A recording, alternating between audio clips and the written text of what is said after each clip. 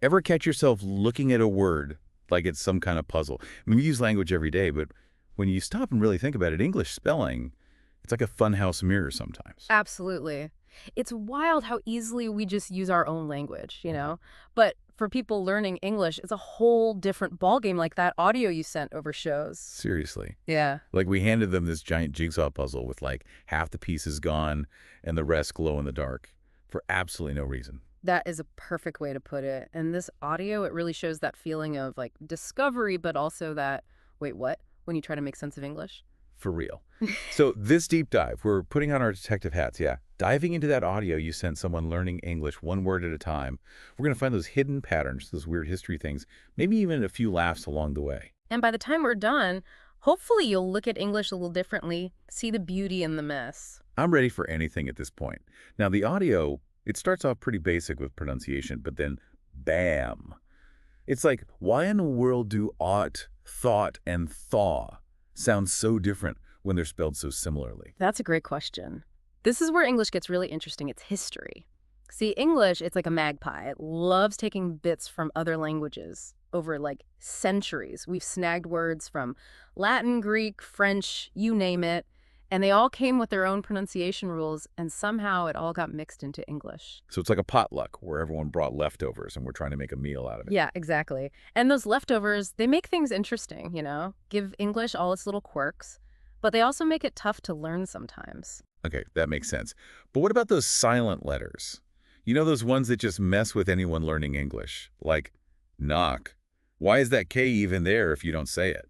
Ah, those silent letters. They're like leftovers from how people used to talk, like little clues to the past, how English used to sound. With knock, that K used to be pronounced, but over time we stopped saying it, but the spelling, it stayed the same. Wow. So it's like a little time capsule right there in the word. I Yep. kind of love that. But I could see how it'd drive you crazy if you were learning English. Imagine learning a rule and then someone says, oh yeah, sometimes we just ignore that. It definitely makes things interesting. And the audio, you can hear that frustration, but you can also hear the aha moments as they start to get it. So true.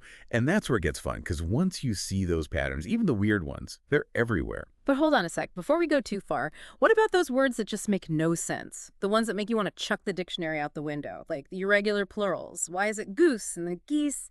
But it's not moose and meese. Even the teacher in the audio stumbles a bit there. Irregular plurals are cool because they show us even older parts of English, like Old English, with totally different rules. Goose comes from geese, and the plural was gaze.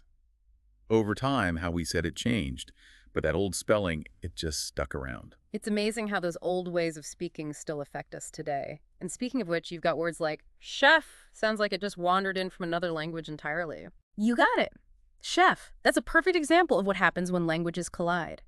Back in 1066, the Normans, they took over England, brought their language, French, and it got all mixed in with English. And because they were in charge, their words, they sounded, well, kind of fancy, especially in law, government, and yep, you guessed it, food. So, chef, it's like a souvenir from a very long visit. Love it.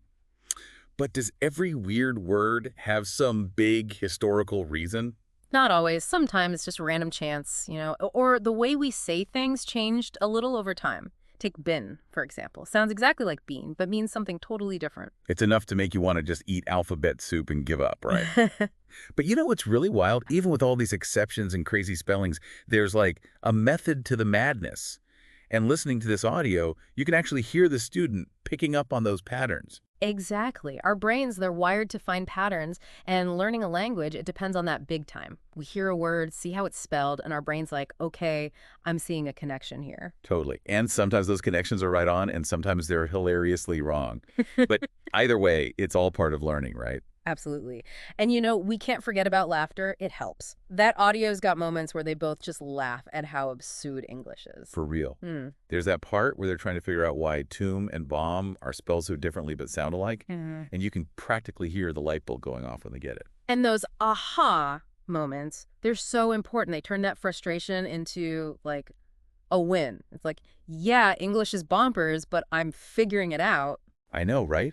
It's like they're turning into word detectives, finding the logic in all the chaos. Which, speaking of, brings us to a really cool point. how different spoken language and written language can be. Absolutely. When we speak, language is changing all the time, but written language, it's slower. It holds on to those old spellings and pronunciations, even when we don't say them that way anymore. So it's like written language, it's a museum for words, keeping all the old stuff safe. Exactly. And just like a museum, reading and writing can be like taking a trip through time, showing us how words used to be and who used them. I love that. So next time you run into a word that seems impossible to pronounce, don't give up. Think of it like a puzzle to solve. And it's not just about like one word at a time, right? This audio, it gets into this whole homophone thing, words that sound the same but have different spellings and meanings, like English needed to be even trickier. It definitely adds another layer, doesn't it? And it Yeah. shows how important it is to separate what we hear from what we see on the page. When we talk, we know right, like you're correct, and right, like with a pen, are different because of how we say them. But when you write it down, gotta be precise. It's like written words need their own traffic signals or something. And speaking of things getting mixed up, that part with not and not, hilarious. Talk about a recipe for disaster. A little unfair, maybe, yeah. Especially because English, it's got way more of these homophones than a lot of languages. Like they said, let's make it extra challenging. But here's the thing, even with all that potential for mix-ups, we figure it out. Right. Our brains are amazing like that. We use the words around what we already know, a little common sense, and we navigate those linguistic minefields. And a sense of humor, don't forget that. Yeah. I love how in the audio, you can hear them both getting a little frustrated, but then laughing about it. It's like, yep, English is weird. We're all in this together. Totally. And that shared frustration, it turns into this like bonding moment. Shows how language isn't just about info, it's about connecting with other people. Like, hey, we might not totally get this crazy language, but at least we can laugh about it, right? Exactly. And laughing about it, I think it helps you learn, makes those bumps in the road a little smoother, you know? Reminds you it's okay to mess up sometimes. It's all about the journey, even the stumbles. But, even with all the laughs, there are those moments in the audio where the student just gets it. Those ah-ha-ha moments where a pattern clicks or they make a connection. Those moments are the best because they show all the mental gymnastics happening in the background, the students really working at it, testing things out, and understanding more with every word. Like they're putting together a giant, weird-shaped jigsaw puzzle, one piece at a time. And when it fits, it's so satisfying. It really is, and it shows how powerful it is to really engage with what you're learning, trying things out, and figuring it out for yourself.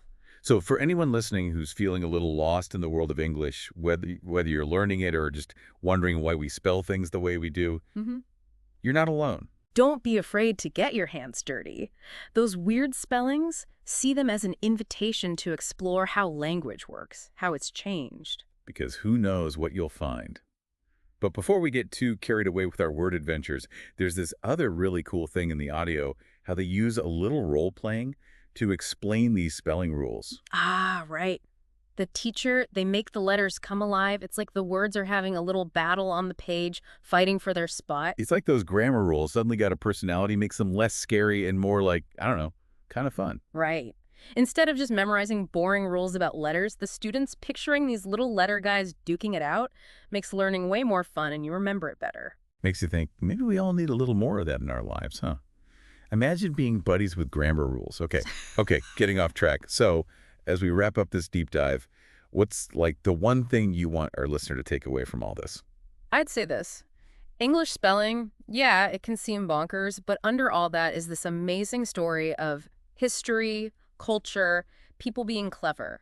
So instead of freaking out about the weirdness, try to appreciate it. Like someone handed us this map and all those crazy spellings, they're clues leading to something cool. Exactly. Every odd, plural, silent letter, those tricky words that sound the same, they all have a story. And figuring out those stories, it helps us understand not just English, but all the people and places that made it what it is today. Well said. So next time you're wrestling with a word, and it just doesn't make sense, remember, you're not just memorizing, you're tapping into this whole hidden world of language. You're like a word detective, yeah. Hot on the trail of a mystery. And who knows? Maybe you'll find a word so weird, so awesomely strange in how it's spelled, that you'll go on your own deep dive. And when you do, we'll be here, ready to put on our detective hats with you right here on the Deep Dive.